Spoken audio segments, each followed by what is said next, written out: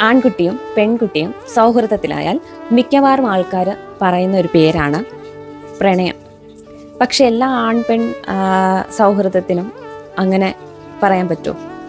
പറ്റില്ല.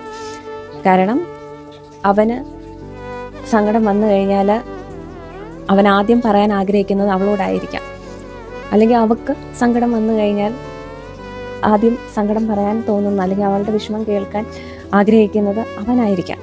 പക്ഷേ എന്നിരുന്നാലും ആ ഒരു സൗഹൃദത്തിന് അവർ പ്രണയമെന്നല്ല, അവരൊരുമിച്ച് ജീവിക്കാനല്ല ആഗ്രഹിക്കുന്നത്.